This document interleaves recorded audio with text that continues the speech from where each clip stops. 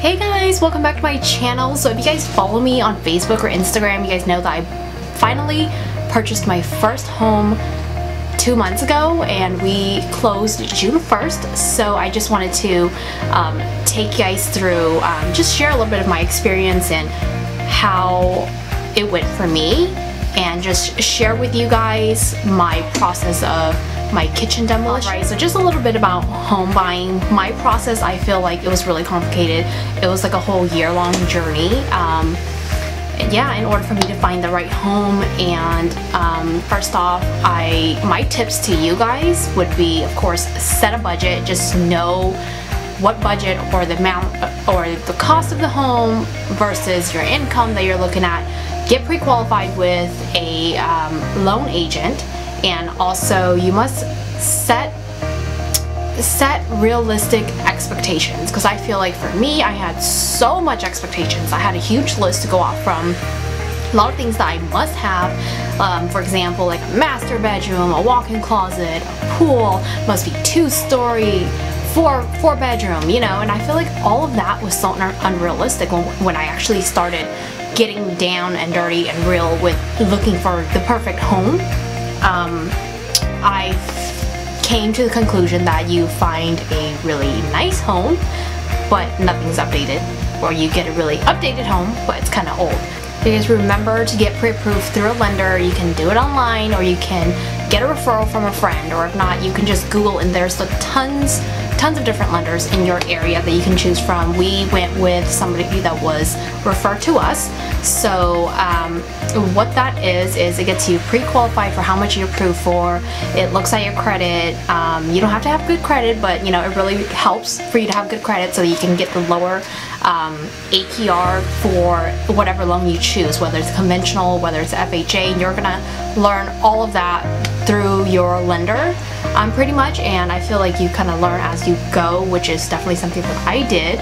And of course, you find an agent that's compatible with you, and I went with my brother, WANG from HP Real Estate. If you guys are interested, I'm going to list their information down below.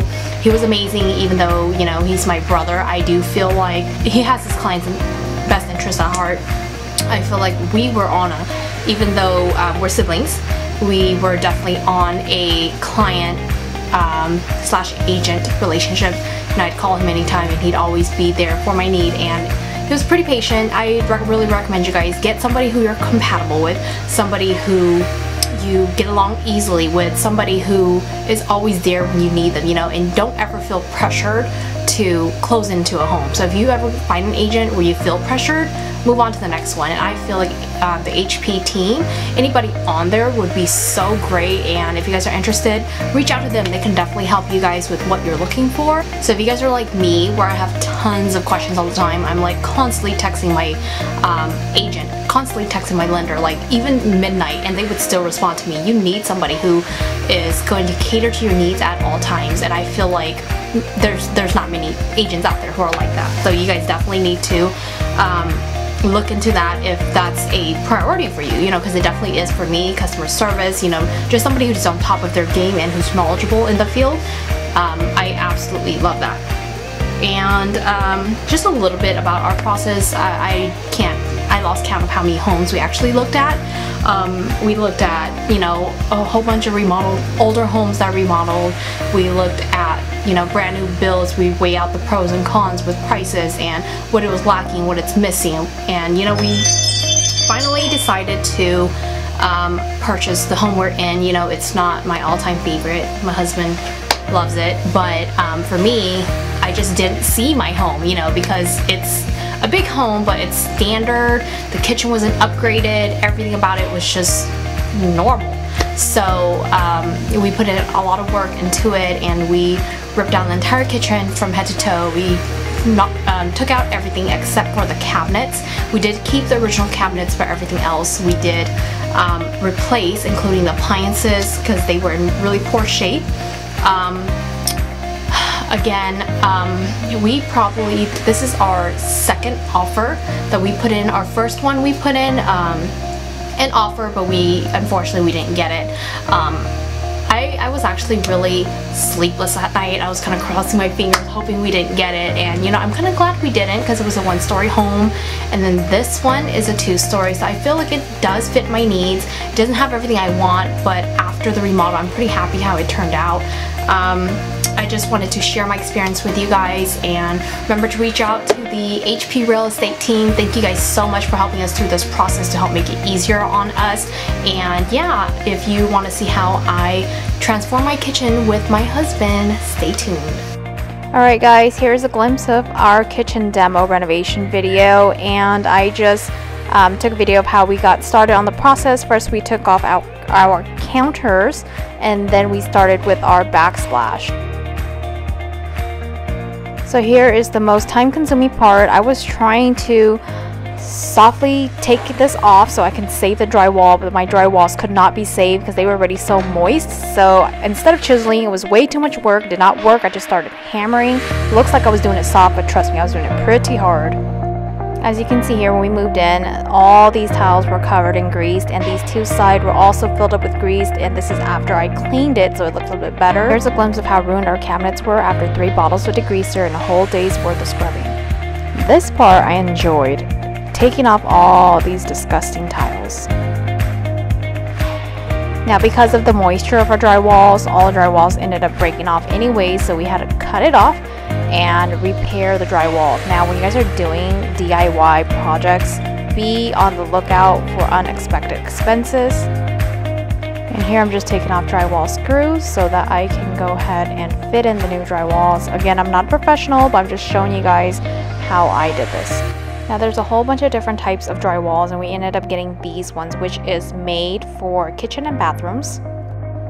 So drywalls, basically the top part is paper, so we're just cutting it off with a utility knife or a box cutter, and then you can go ahead and break it apart. And this part's also super time consuming, so make sure you get your measurements right. We are cutting out an outlet hole with a drywall saw.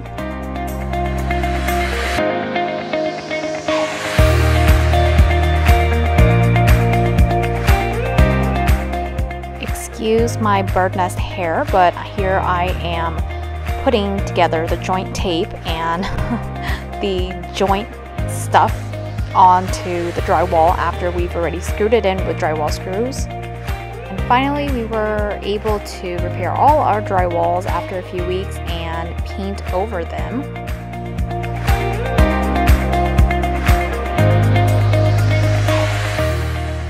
Onto the backsplash, we chose a combination of a mosaic and glass tiles, and we are cutting it using a wet saw. Now first we tried painter's tape and it wasn't working. It kept peeling off because it was glass tiles, so we ended up using duct tape, which worked out a little bit better. So I feel like this process is just kind of try and fail kind of process. So a lot of our stuff were breaking in the beginning, but then we got the hang of it and was able to make it work. Took us 2 days of non-stop labor for the backsplash, and now we're finally moving to our cabinets. We're taking it all off.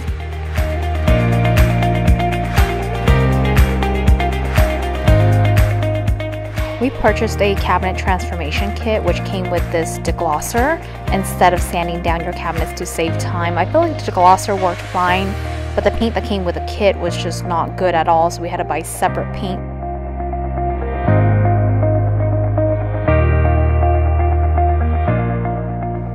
Then now we are installing the handles, and we even worked through the days where the electricity died and I had to hold a flashlight for my husband to drill the holes and continue to finish this project. Unfortunately, after we finished the project, we realized that we did not drill the pull bars correctly, so we had to repatch everything, repaint, go back and re-drill. And here's a glimpse of the stairs before we painted it all white to give it a more modern feel.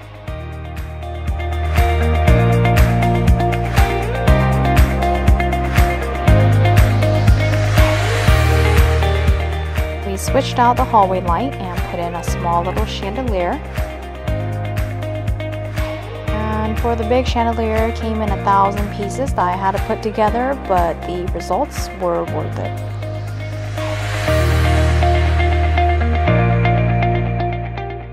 And here used to be a really old, ugly chandelier. We replaced it with a smart remote operated fan. And we had to replace all the toilets in the house, and we replaced it with water/energy saver dual push buttons. And here's the before sink that was beat up and clogged up so bad we had to hire plumbers to come out and replaced it with this deep stainless steel sink.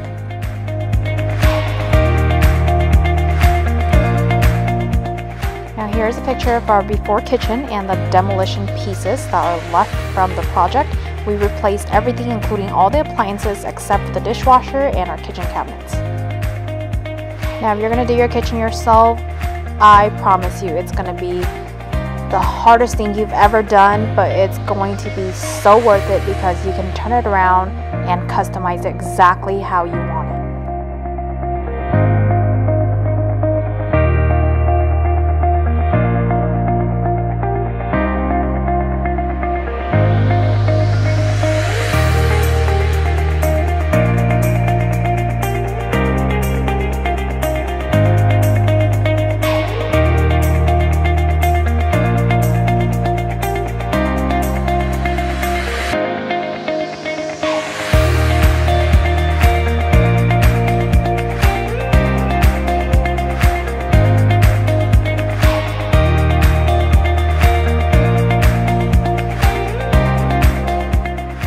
One thing I absolutely love about my kitchen are my under cabinet LED lights. They are interchangeable with the colors, and you can also change the speed of flashing, so I'm super excited to use these during holidays and special events.